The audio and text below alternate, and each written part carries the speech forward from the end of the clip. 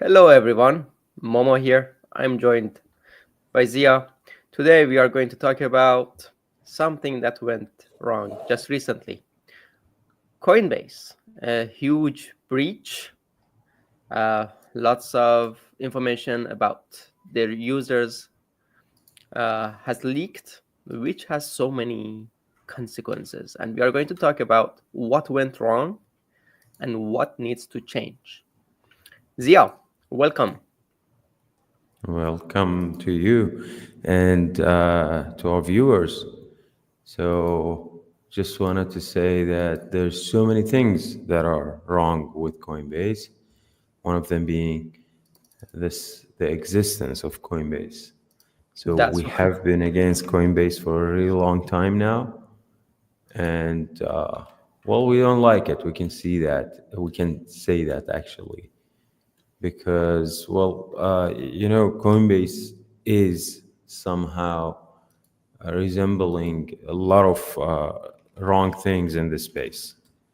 Like they do KYC, super annoying. A lot of KYC data. They were against Bitcoin. The what do you call that? Brian Armstrong, their CEO, have always been kind of against Bitcoin, and he until recently he stopped using the word Bitcoin for a really long time. Actually, there were a lot of people trying to tease him into and make him say the word Bitcoin in his social media posts. So like they would tell him like, what's the first, what's that coin, something. So they were annoying him because they knew that he refrains from using the word Bitcoin completely. That's how wrong it is, like what actually Brian Armstrong represents. So right now we're dealing with a data breach, right? So that's what they call it, but it's not your every like it's not your normal data breach. It's kind of interesting what they say. So I can read it here from Coinbase's page. You So want if me you to can share share it? the screen, yeah. Yeah. So you can see here that it says cyber criminals bribed and recruited rogue overseas support agents to pull personal data on less than 1% of Coinbase MTU, which is like, I don't know, monthly active users or something. No passwords, private keys, or funds were exposed. Prime accounts are untouched. We will reimburse impacted customers. More here, and there's a link to their blog, which you can see here if you want to Would check you it show out. the video of Brian talking? Yeah, now I wanted to show you what Brian is saying. Hey everyone, I want to make you aware of a disturbing email that we received recently at Coinbase. It was a ransom note demanding $20 million in Bitcoin in exchange for these attackers not releasing some. At least he says the word Bitcoin now, right? Yeah, the So B he, word. he, He said he that. yeah, yeah. He now he needs to talk about Bitcoin because he was asked to pay $20 million of Bitcoin. Information they claim to have obtained on our customers. Now, we like to do things transparently here at Coinbase, and so Oh yeah. So no. And so I'm going to respond I'm publicly going to to these respond attackers. publicly to these attackers by saying no. We are not going to pay your ransom. In fact, I have a few next steps in mind that I'm going to share at the end of this video. But for the rest of you watching, wondering what happened, we did an investigation here, and these attackers have been approaching our overseas customer support agents, looking for a weak link, someone who would accept a bribe in exchange for sharing some customer information with them.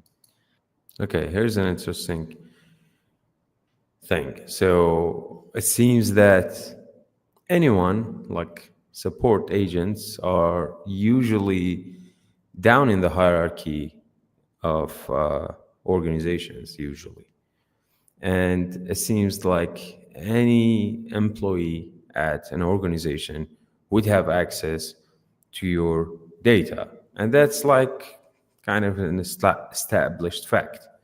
But we usually don't have that much KYC data, and at the same time, also our wealth being like exposed to employees of companies.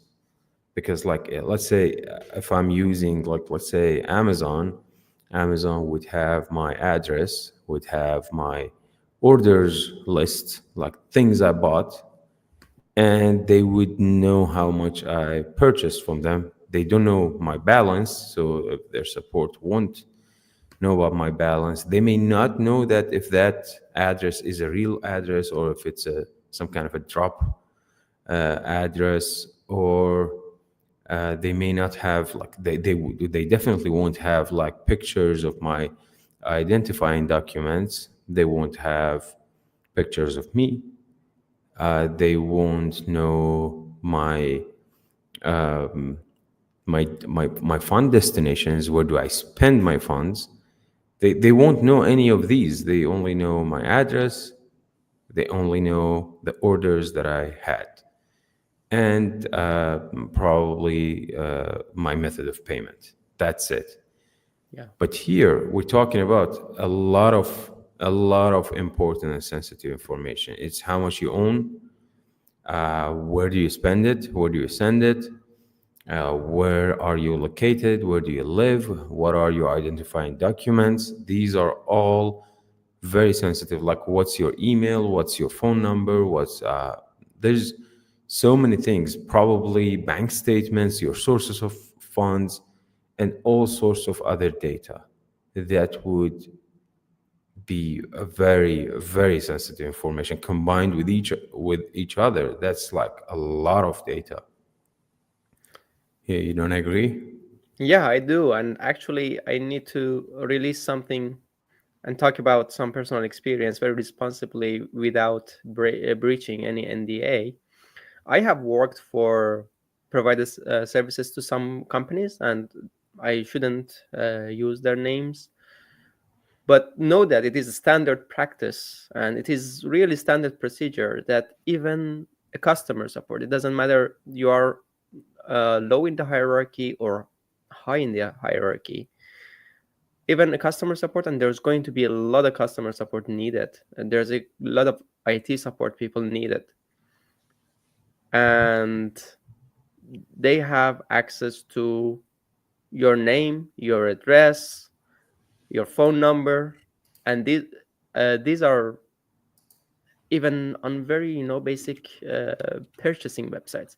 And I have worked with a social media company, a very well-known one, and the first person in the line, the lowest ranks, they have access to all kinds of information. How many followers, of course, you have, that is not something very special, but I can see how many transactions you have made, how much money you have made based on your videos, and if there is a ban on your account, what kind of activities you have had.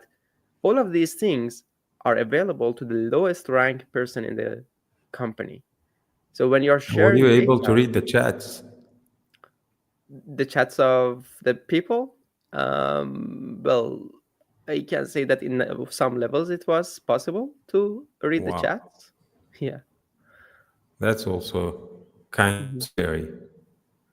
Yeah, and there were labels for the kind of activities, some things that you would, and those labels I shouldn't use their names either, because maybe it discloses what company it was I was working for, or really reveals something about something about their internal procedures. But what kind of behavior that person has, what kind of what kind of behavior has led to what kind of bans, all of these about them, and that's a lot. That's a lot. uh, and we should find ways not to trust such entities with such sensitive information, we are like kind of brainwashed into believing that this is for our own good. This is to stop the terrorists and pedophiles out there, which everyone would hate, of course. But uh, my personal information is stored somewhere that everyone has access to. And in this case, someone can bribe someone overseas to release that information. It's very simple to do, and it happens all the time. So the best thing to do is to refrain from sharing the information. And also, governments should not use this as an excuse, these anti money laundering laws, to require exchanges to hold such information. It doesn't matter how competent they are. Uh, there's a lot of incentive for people to attack them and obtain some percentage of their information. It's playing with gunpowder, and there's going to be some explosions. Better not to gather all the gunpowder in one place. There's more that I would want to say, but maybe it's time to give it back to you, and you go on, and I will share some other stories later. Yeah, that's like terribly. That's terrible, actually. That's kind of scary. So on the point you touched on about government, like not using our KYC data, or actually probably it would be better to not to KYC at all, is that I've seen some point made by Zach XBT, if I'm pronouncing the name correct, which is like an investigator, journalist, researcher, kind of like me. I do this a lot of similar stuff, but he's much more prolific. So he after the Bybit hack, which we did talk about before.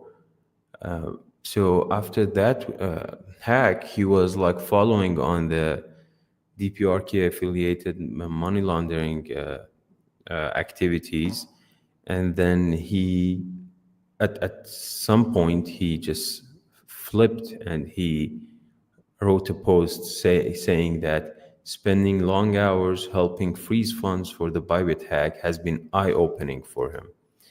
And then he said centralized exchanges end up being worse than other entities because when illicit funds flow through them, if you take multiple hours to respond when it only takes minutes to launder. KYT is completely flawed and easily evadable. KYC is just a honeypot for regular users because of breaches and insiders, and is useless in majority of cases due to purchased accounts. So this goes back to the probably KYC is some kind of an we could consider it as something an anti Second Amendment thing, because like if you take a look at this, so there would be a lot of people saying like there shouldn't be weapons or actually guns being like you shouldn't be able to purchase these because people want to people will misuse them or abuse them. And then we could see that actually the bad people will always, even if you make it illegal, will always find a way to go around that, circumvent it, and get what they want. So if you put KYT, KYC, all the three-letter, I don't know, Evils. schemas for evils on users, it will still be possible for criminals to do what they want to do.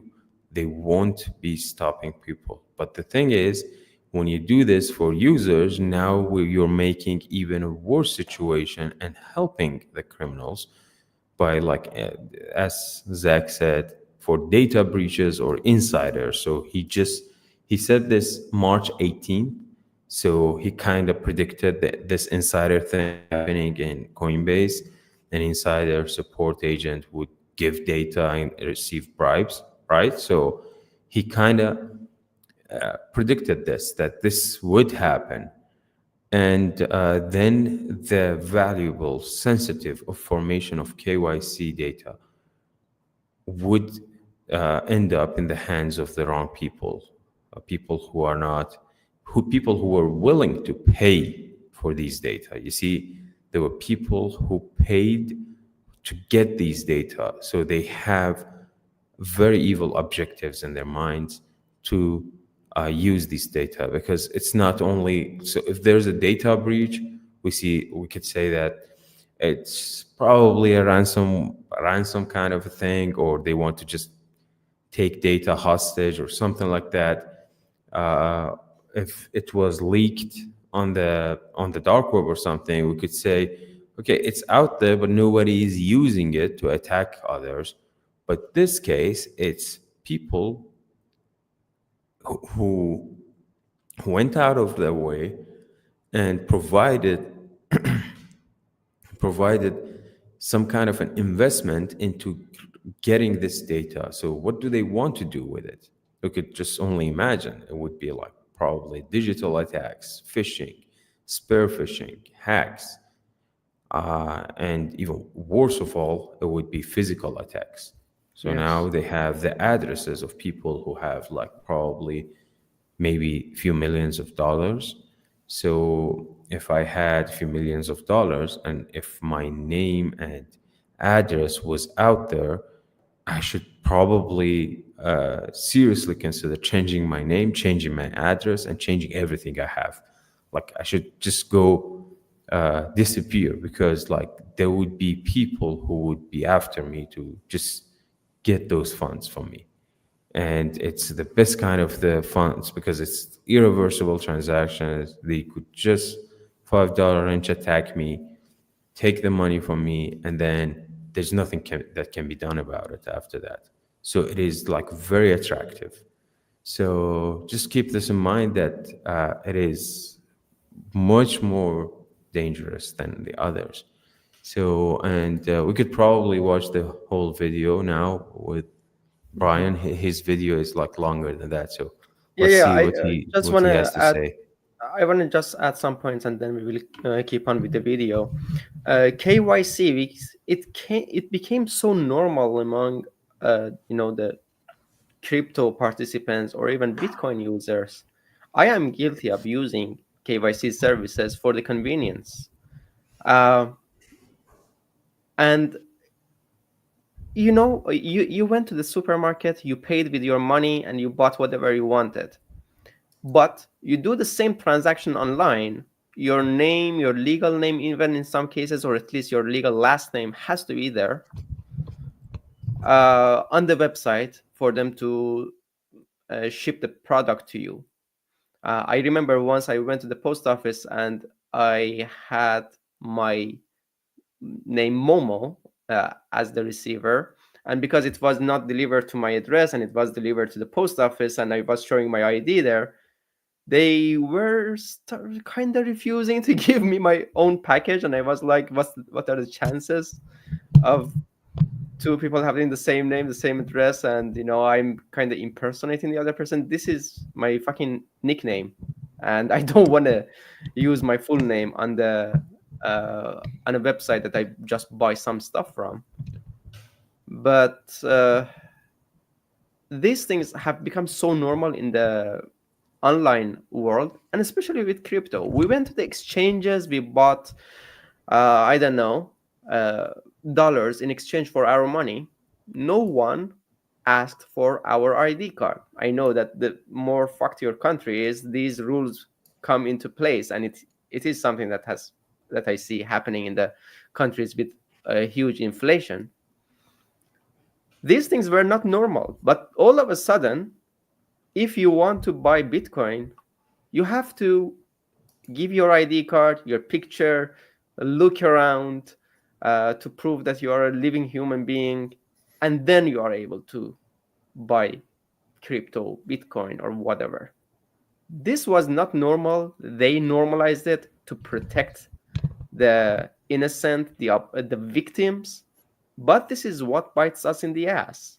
That this is something that makes people who use these services vulnerable, because everyone has access to those data. They call it weak leaks, but the customer supports, there are many of them, and you have to have lots of them to answer the demand. They are All of them have access to it in different countries with different economical situations, and that bribe is going to look so sexy to some of them. This data is going to breach because humans are involved. There's something interesting about I learned about this hack. It was during my workday. I was listening to a podcast. It is called Software Engineering Daily. It is not a Bitcoin podcast, and this is one of the rare non-Bitcoin podcasts that I listen to. And the title was Security at Coinbase with Philip Martin. And he was the one of the highest ranking people in the security of Coinbase. I was listening to that, and the man was very confident, and he wasn't full of shit. He knew what he was talking about, and that's actually my point. And I listened to 10 minutes of it and opened Nostr, and I saw this news about this headline about Coinbase breach. So these people know what they are doing, these security officers, but the stakes are so high, and there are so many weak links. So better not to have to share such sensitive information with places that have so many open surfaces for attack. They were boasting about their capabilities, and on the same day that that podcast was published, hours later, it was a funny and actually at the same time tragic coincidence that at the same time I read the news that this hack happened. It doesn't matter how secure they are. There are a lot of surfaces to attack. They say that no private keys have been leaked. Okay, they have the addresses. They can go to those people. It's not good. It's not looking good. So that was my rant. Yeah, man, it's crazy. So I cannot imagine. Actually, it seems that there are already. So if you remember Coinbase's post, if you show that once again on the screen. So if you remember, it says we will reimburse impacted customers. There are impacted customers already. So as the data was being sent out, like the criminals bribed someone and in Coinbase, and that support agent or something was sending this data probably during I don't know, months. So this may take this may have taken at least few months, and the attackers were receiving these data. So they probably broken into houses, found out about like seeds, private keys, I don't know, wallets, phones. They probably extorted some, they probably attacked some. So that's why they're saying that they will reimburse impacted customers. And one fun thing is that like Brian will talk about it a little bit more, and I'll let you hear about it. But I think I saw that somewhere that there have been like I don't know how big of an impact on the users this was, but probably a lot of the like there was like big numbers who got hacked or scammed, or whose like coins were stolen in this period. So that's something to consider, that there are a lot of people who have lost their money already. So I'm Before gonna, before playing yeah. the video, what reimbursement is going to be enough if you are targeted and you have lost your life because your address was leaked? What can reverse it? Nothing can reverse it. Exactly, because like this is not a small thing. And I think I remember something about, yeah, let me show you this one. So, see this? Zach. So he did make a post, not completely relevant to the case here, but to what happened to Coinbase. But he did share that when Mark Cuban was like his funds were stolen or something. What happened? It seems that somebody who was arrested recently. I cannot find the picture, unfortunately, here because Zach did posted it. Somebody who did this, I think it's somewhere around here. Well, there was a The mugshot guy. at the top. Yeah, yeah, yeah. Wasn't it that person down there? No, it's not that actually. There's a guy who actually broke into broke into Mark Cuban's house, I think. He got the seed word. He took a picture of that. Actually, he showed it on social media or something. And that's how they actually stole it. And it's not completely confirmed, but the numbers do match. Yeah, I think it's this picture, something like that. I don't know. I cannot find it right now. I don't know why I can't find it. Yeah, so it was someone who was arrested, but not this one. These are all, I think, colleagues or something. So yeah, who did that? So we know that these kind of things happen, and sometimes they are. It's young people. It's not like they're not old or something. So they are crazy. They may need money. They want to show off. They want to. So they have a lot of motive. They may not be the most like they may not be rich people. So they just want to be rich. There's thing like it's an easy money that they could get their hands on. So yeah, this is the picture. So it's Marlon Ferro.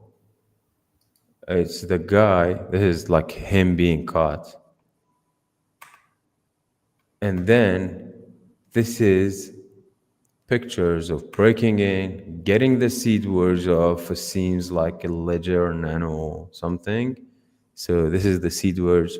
And these were pictures who I think he posted or later on were extracted from his devices. And what he did and the amount that he stole is exactly the same as the amount that Mark Cuban lost. So that's why people say like there's a lot of so it's $870,000 worth of virtual currency. It's the same amount that Mark Cuban lost. So they say like probably they broke into Mark Cuban's house. So that's the case.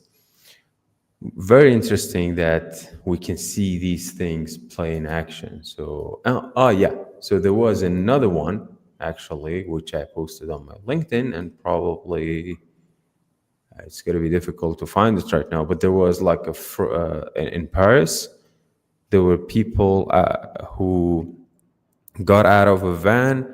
They started beating a young woman with her child and trying to drag her into the van. And I think people helped her there, and it was an unsuccessful attempt from the people who wanted to steal that woman, because that woman was the daughter of I think some exchange owner or something like that. So they were like there's constant reminders of this. I think Jameson Lopp has something about this, about like there's a list that Jameson Lopp actually built that is about all the recorded cases. I don't remember what was the name of it, but there's a list somewhere. I try to, yeah, physical Bitcoin attacks. So this is it.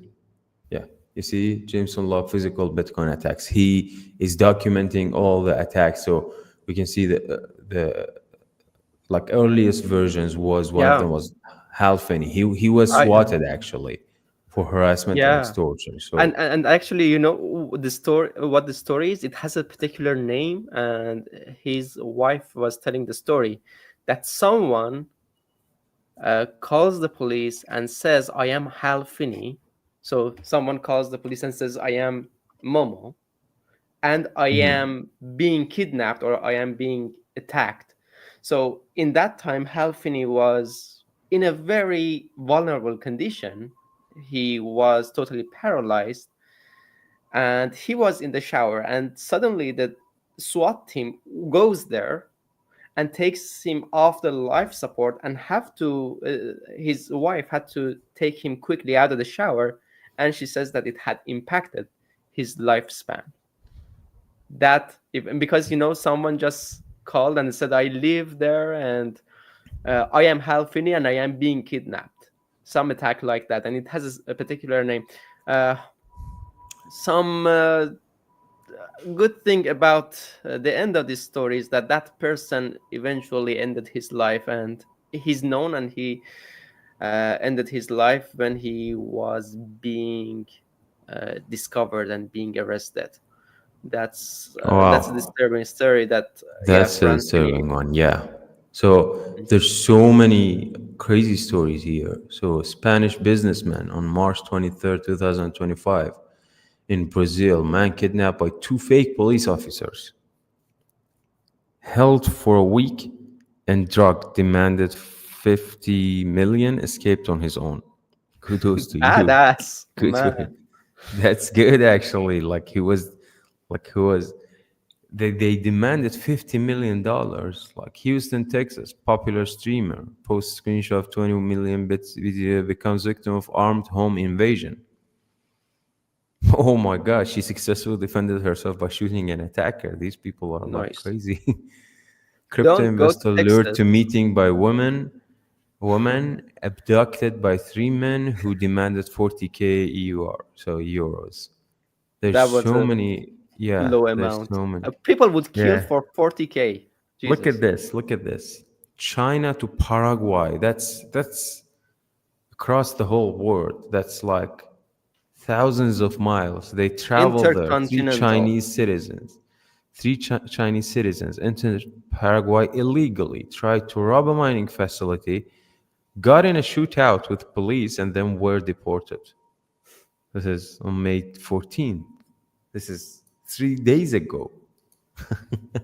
This Jesus. is crazy, yeah. And then this one is the one in France that I was talking about. Attempted abduction of crypto exchange CEO's daughter in broad daylight, caught on camera. Attackers were fought off by her partner and bystanders.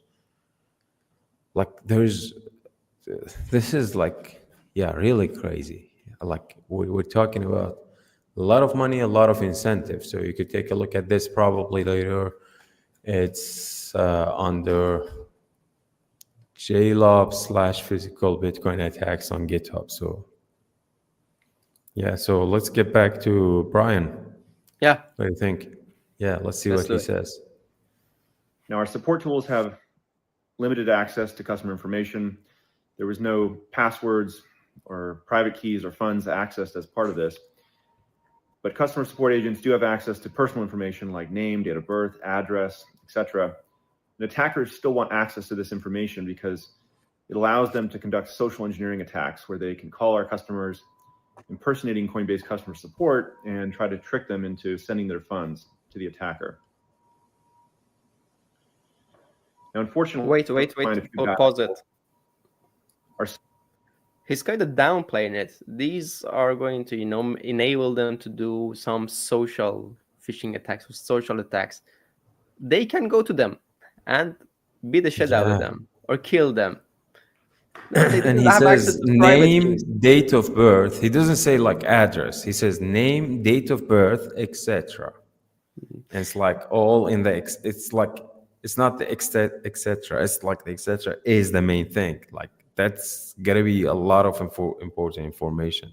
His PR team has really crafted this note that say they didn't Yeah. have access to sensitive information such as your private keys. Actually, So the say, etc. is published on their blog. So Jesus that's fucking like Christ. that's yeah. I'm gonna show you here. So what they got: name, address, phone, email, mass social security, last four digits only, mass bank Only account numbers, government IDs, driver license, passport, account data, balance, snapshots, transaction history, limited corporate data, documents, training material, and communications available to support agents. That's not etc. He said like name, I think Jesus. birth date, and etc. This is the etc. Yeah, imagine I have contacted the support that I have sent 10 bitcoins, but it doesn't show in my account. What has happened? And that chat is with an attacker. So the attacker knows that once you had the ability to send the 10 bitcoins, 10 bitcoin in, I mean, 1 bitcoin in so many countries around the world is a Yeah, lot. that guy was actually extorted for 40K. So 40K, yeah, that's the yeah, by amount. That's three how, men. yeah, 40K, Yes, and yes, that's half a Our bitcoin. systems are yeah. designed to mitigate the impact of something like this. So less than 1% of our monthly transacting users. What does this mean? Less than 1% of our monthly transacting So that's users. MTU for you, monthly transacting users, MTU. What is this? Like, what are you talking about? Like, did you find a way to downplay this? Like to make it like smaller? So let's see, less than 0.001% of our, I don't know, users who use, I don't know, this operating system. Like, are you trying to find a new criteria to somehow like show how many people are involved in something? Like, what are you talking about? Like 1% of our monthly transacting users. Who cares about your monthly transacting users? Like, just say how many people. Like, what are you hiding? This is like signaling theory now. It's like when you try to hide something, it means like there's got to be something interesting there that you're trying to hide it. So it's not a small number, because if it was a small number, they would have like promoted that. So it's got to be a big number. I don't know, but just like, what are you talking about? Like, what does 1% of monthly transacting users mean? Yeah, people say that, I don't have anything to hide, so I don't mind using normal SMS. Well, let the telecommunication company know everything about me. It's not just the company, everyone there knows about it, and they might target you, and they might sell this information. And these are the things I am afraid of. I'm not worried about me doing something illegal. I'm worried about something illegal happening to me, because these things are a honeypot, and we shouldn't have laws to encourage such actions. I might say that I have nothing to hide. I will upload my ID and everything. Let the government have this rule. It's for the good. These are the consequences. Yeah, it's, I don't know what to say about this. This is like crazy territory. Had their records accessed, but this is still unacceptable. And I want to tell you what we're doing about it. So first, any customers that were socially engineered as a result of this incident, we're going to reimburse them. There's more details on our website, on our blog. Yeah, it is important to know that there's more details on their website, because if you see on their website, there's a very important detail somewhere here That that etc. part. says, yeah, Oh, what? Sorry. Jesus. That etc. part. But I am saying there are some Yeah, really more important things. Conclusion: reimbursement criteria. Coinbase will voluntarily reimburse retail customers who miss. So first they say we voluntarily are doing this. We couldn't. We could have chosen not to do it. So you should thank us. That's the first thing. Yeah, yeah. Who mistakenly sent funds to the scammer as a direct result of Mistakenly. this It was incident. your mistake. Yeah, yeah. Of this incident prior to the date of this post. So Wow. there's data out there that will be utilized for many years to come, probably. True. You have ruined the lives of probably less than 1% of your monthly transacting users. And then now you say, prior to the post, prior to the announcement, we will reimburse. After that, we will not voluntarily reimburse.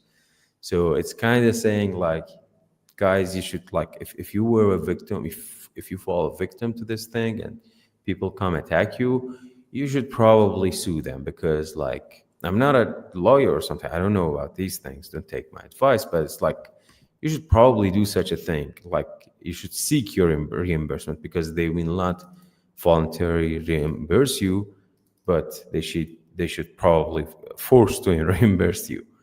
So yeah, so it's the future that is important. It's not the past, And because they are this data will be out there. confessing that in the past also people have been affected already. And he says that in the video, we don't know that they have the information they claim to have. So if they don't have the information they claim to have, how did they attack people?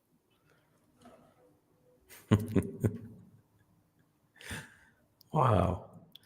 On our blog post about the reimbursement process. You can read more there. Any customers who have been impacted by this or have been notified at this point.